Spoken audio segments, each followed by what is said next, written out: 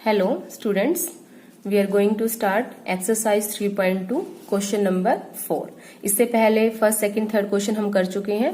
Question number 4 check कीजिए क्या है इसके अंदर।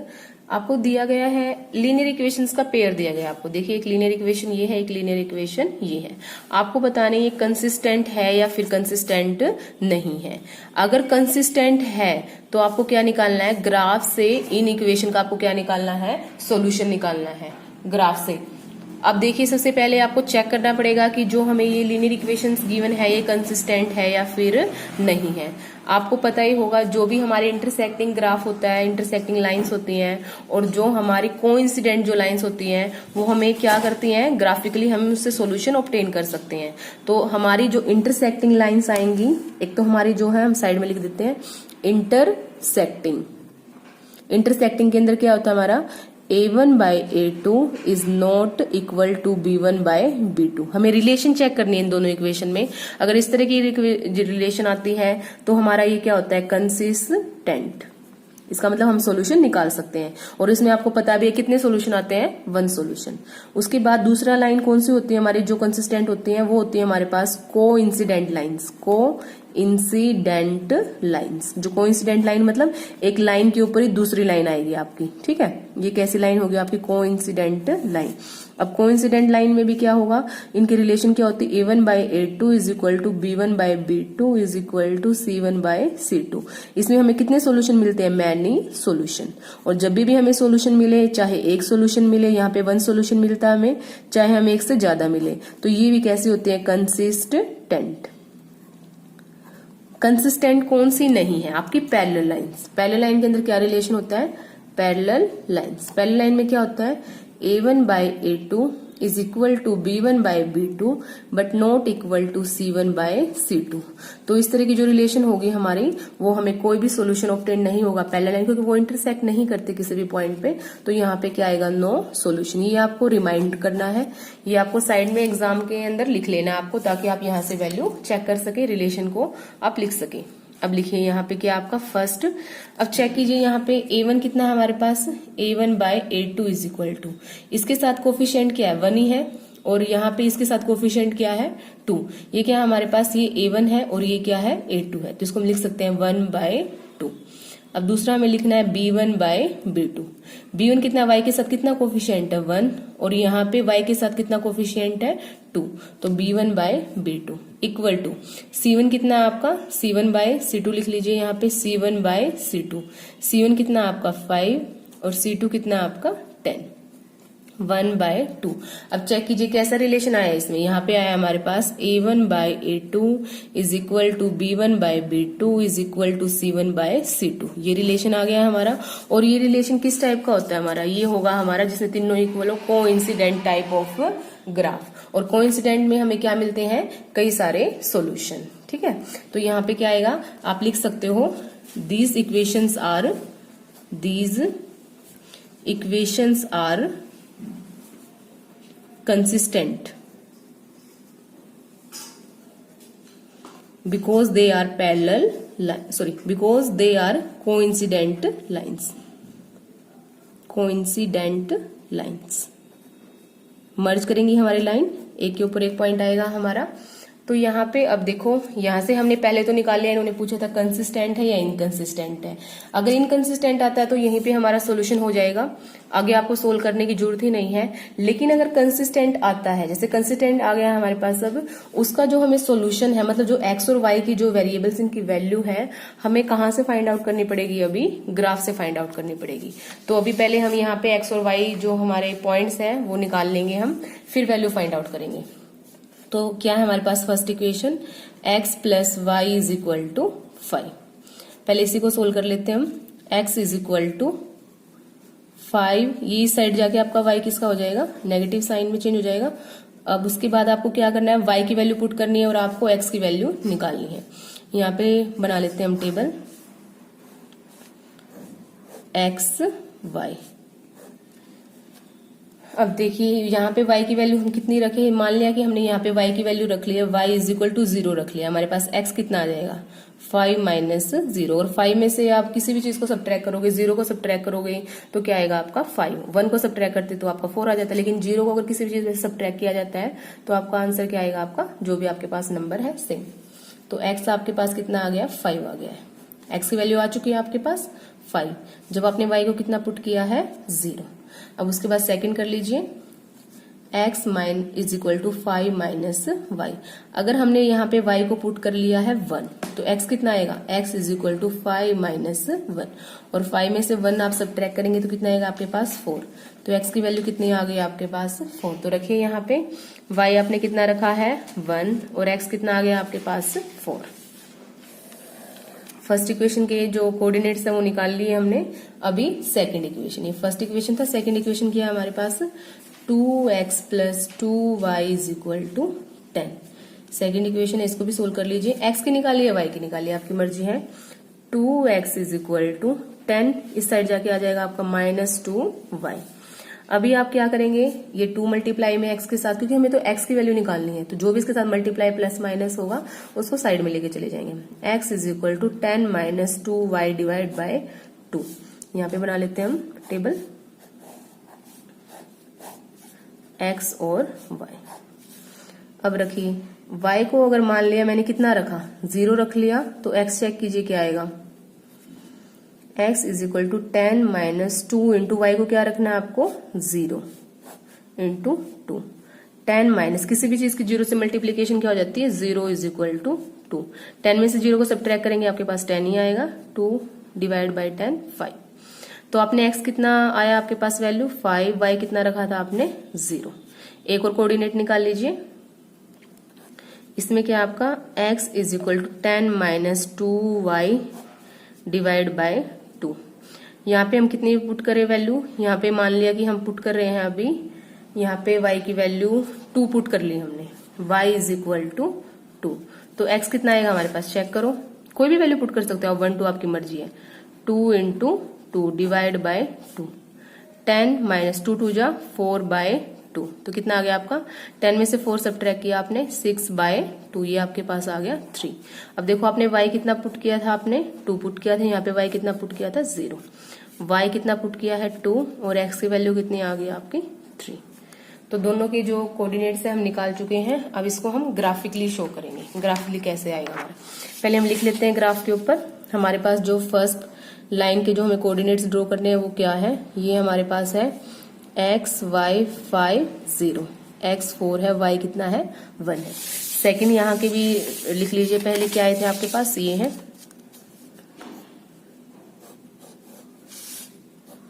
x y, x कितना था यहाँ पे 5 और 3, 5 और 3, y कितना था 0 और 2, 0 और 2। अब ग्राफिकली सॉल्यूशन कीजिए, x कितना हमारे पास, y कितना है। पहले चेक कीजिए यहाँ से हमारे पास x की वैल्यू कितनी रखनी पड़ेगी हमें, x की वैल्यू है हमारे पास यहाँ पे 5, और y की वैल्यू कितनी है हमारे पास यहाँ पे 0, 5 और 0 पुट कर लेते हैं इसको हम, 5 और 0 को। अब चेक कीजिए सबसे पहले x 5 कहाँ हमारा, ये है, और y कितना आपका 0 है। x 5, y तो 0 आपका इसी लाइन पे होगा ना, यहाँ पे y आपका 0, तो x आपका यहाँ पे कितना है 5, तो यहाँ पे पॉइंट लगा लीजिए 5 और 0। सेकंड लगाइए 4 और 1, x कितना है 4 और y कितना है आपका 1, तो आपका पॉइंट कहाँ लगेगा, अप्रोक्स आपका पॉइंट लगेगा, इसको स्ट्रेट लाइन में थोड़ा सा लगा लेते हैं पॉइंट को आइडिया लेने के लिए, यहां से, और ये आपका यहाँ पे, तो पॉइंट कहाँ लगेगा आपका यहाँ। अगर आप इसको ग्राफ पे ड्रॉ करते हो तो आप एग्जैक्टली पॉइंट बता सकते हो। अभी देखो हमने क्या किया है, x कितना रखा हमने 4 और y कितना हमारा 1 है। अभी लाइन ड्रॉ कर लीजिए इस इक्वेशन के लिए, स्ट्रेट लाइन, पॉइंट बिल्कुल सेंटर में होना चाहिए आपका,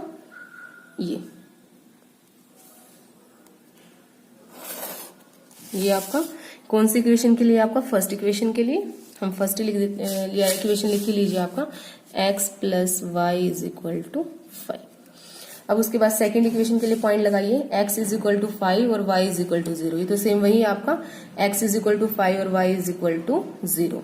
उसके बाद नेक्स्ट क्या है आपका 3 और 2, x कितना है 3 और y कितना है 2। अब देखिए y2 आपका ये है, यहाँ पे आएगा आपका, और x कितना लेना है आपको, यहाँ पे x है आपका 3, थोड़ा और आगे तक लेना पड़ेगा आपको। x यहाँ पे आपका है 3, तो एग्जैक्टली इसी को ही कट करके जाएगा, यहीं पे आएगा आपको पॉइंट, यहीं पे। यहाँ पे x आपका हल्की हल्की लाइन लगा लीजिए यहाँ पे आपका क्या है, x आपका कितना है 3 है, और y कितना आपका 2। अब ये देखिए आप, ये पॉइंट भी हमारा कहाँ पे आ गया, इसी लाइन पे आ गया। अब देखो हमने कितने लगाए हैं, टोटल हमने 4 पॉइंट्स लगाए हैं।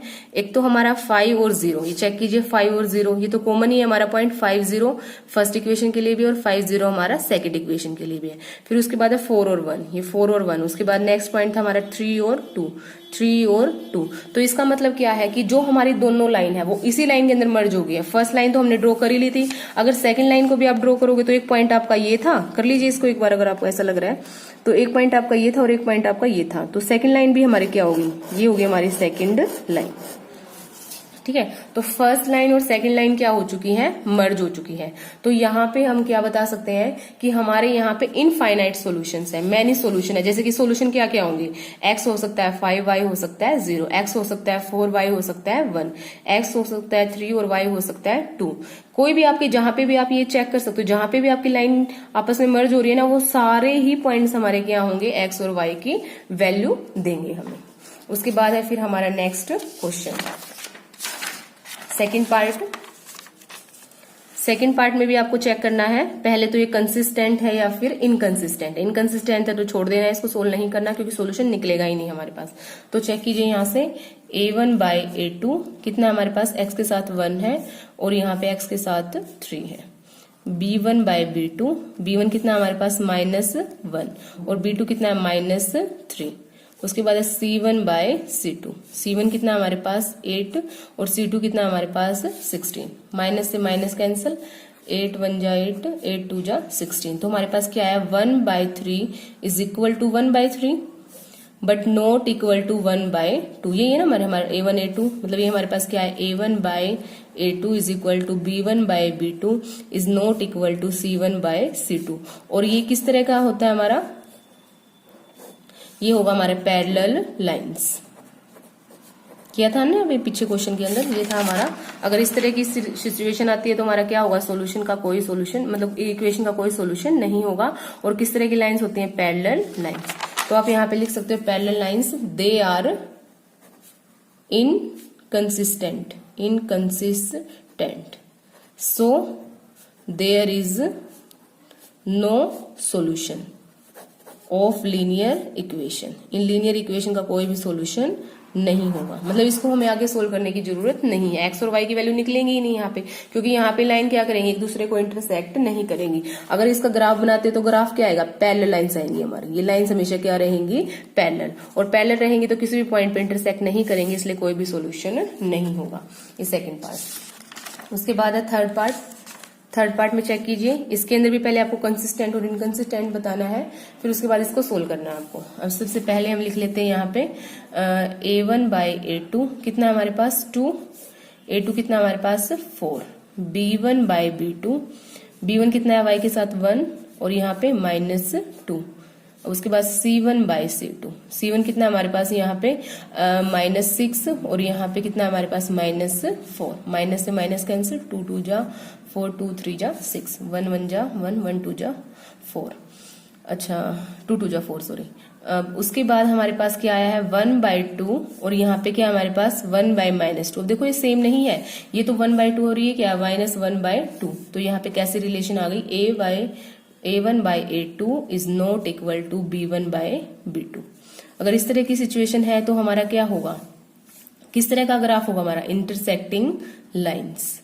अगर इंटरसेक्टिंग लाइंस आती है तो हमारे पास कितने सॉल्यूशन निकल के आएंगे, there is one solution. Equation का क्या होगा, एक सॉल्यूशन होगा। इंटरसेक्टिंग लाइंस आएंगे हमारे पास और क्या है, वन सॉल्यूशन। आगे भी लिख लीजिए अगर आपको c1/c2 लिखना है, लेकिन यहीं से हम इतने से आइडिया निकल जाएगा हमारा कि हमारे पास ये जो ग्राफ है वो किस टाइप का होगा। अब हमने यहाँ पे चेक कर लिया है, ये क्या होगा हमारा कंसिस्टेंट टाइप। और कितने सॉल्यूशन होंगे हमारे पास यहाँ पे, वन सॉल्यूशन। अब उसके बाद सोल्व कर लीजिए आगे इसको। दोनों इक्वेशन को। जैसे मान लिया हमारे पास फर्स्ट इक्वेशन है 2x plus Y minus 6 is equal to 0। इसको हम क्या लिख सकते हैं, 2x plus Y is equal to, ये साइड माइनस में है तो उस साइड जाके प्लस में। अब इसको हम कैसे लिख सकते हैं, किसी भी एक की वैल्यू निकाल लीजिए। जैसे मान लिया हम यहाँ से x की वैल्यू निकालना चाह रहे हैं तो कैसे निकलेगी, 2x is equal to 6 minus Y, x is equal to 6 minus Y by 2। इसके अंदर पुट कर दीजिए y की वैल्यू और फिर x की वैल्यू सोल्व कीजिए। अगर मान लिया हमने y यहाँ पे पुट किया है 0 तो x कितना आएगा, x is equal to 6 minus Y by 2। इसको सोल्व करेंगे तो 6 बाय 2 कितना आ जाएगा आपके पास 3। कितनी वैल्यू आ गई आपके पास 3। तो यहाँ पे लिख लीजिए जो भी हमारे कोऑर्डिनेट्स आए हैं x y। x कितना आया हमारे पास 3, y की वैल्यू हमने कितनी पुट की थी 0। अब दूसरा पुट कर लीजिए। इक्वेशन क्या है हमारे पास, इक्वेशन है हमारे पास x इज इक्वल टू यही है ना 6 माइनस वाई बाय 2। अभी यहाँ पे y की वैल्यू हम कितनी पुट कर लेते हैं, 2 पुट कर लेंगे। यहाँ पे 2 वैल्यू पुट करेंगे हम तो x की वैल्यू चेक करते हैं, x is equal to 6 minus 2। यहाँ पे हमने क्या पुट करना है 2 बाय 2। तो ये आ जाएगा 6 में से 2 को सब्ट्रैक्ट किया 4 बाय 2, 2 2 जा 4। तो आपने कितना रखा है, y रखा है यहाँ पे 2 और x भी कितना आ गया आपके पास 2। फर्स्ट इक्वेशन सोल्व कर ली हमने, यहाँ पे ये x और y कोऑर्डिनेट्स निकाल लिए हैं। अभी यहाँ पे हम सोल्व करते हैं सेकंड इक्वेशन। सेकंड इक्वेशन क्या थी हमारे पास, 4x minus 2y minus 4 is equal to 0। 4x, अभी उसके बाद क्या है आपका यहाँ पे, मान लिया हम यहाँ से 4x की वैल्यू निकाल रहे हैं, उससे पहले इसको 4 को इस साइड ले जाएंगे हम।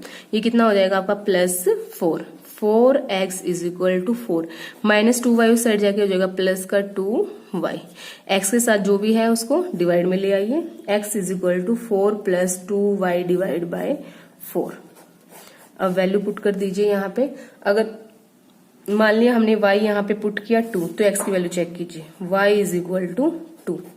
x की वैल्यू निकालिए, x is equal to 4 plus 2 into y की जगह आपको क्या रखना है यहाँ पे 2 डिवाइड बाय 4। तो ये आ जाएगा आपके पास 4 प्लस 2 2 जा 4 डिवाइड बाय 4। 4 और 4 को ऐड किया तो 8 बाय 4। ये आ गया आपके पास 2। टेबल बना लीजिए यहाँ पे आपकी x और y। x कितना रखा आपने, सॉरी x कितना निकला आपका 2 और y कितना रखा था आपने 2। सेकंड और सोल्व कर लीजिए इसका सेकंड पॉइंट के लिए। y की वैल्यू हमने यहाँ पे रख दी है 4। x की वैल्यू चेक कीजिए, x is equal to 4 plus 2 into 3 divide by 4। यहाँ पे y था आपको, अब क्या रखना है यहाँ पे आपका, सॉरी 4 रखना है आपको। y कितना रखना है आपको यहाँ पे 4। सोल्व कीजिए, 4 प्लस 4 2 जा 8 डिवाइड बाय 4। तो ये कितना हो जाएगा 8 और 4 हो जाएगा आपका 12 डिवाइड बाय 4। तो ये आपका कैंसिल हो जाएगा 3 पे 3। तो आपने क्या किया, y को कितना पुट किया था आपने 4 और x कितना निकल के आया आपका 3। y 4 पुट किया आपने और x कितना आया आपके पास 3 आया है। तो ग्राफ पे सोल्व कर लेते हैं इसको, हम ग्राफ पे लिख लेते हैं पहले इसको। ये था हमारा फर्स्ट इक्वेशन के लिए x y 3 0 2 2। सेकेंड इक्वेशन के लिए क्या था हमारे पास 2 2 3 4। अब कीजिए ग्राफ पे पॉइंट्स लगाइए इसके। सबसे पहले क्या है आपका x कितना है 3 है ये है और y 0 यहीं पे आपका, तो फर्स्ट पॉइंट आपका यहीं लग जाएगा x 3 और y कितना है 0। सेकंड पॉइंट देखिए x 2 और y 2। x 2 आपका यहाँ है और y 2 आपका यहाँ है। थोड़ा आइडिया लगा लेते हैं इसका हम स्केल से। ये होगा आपका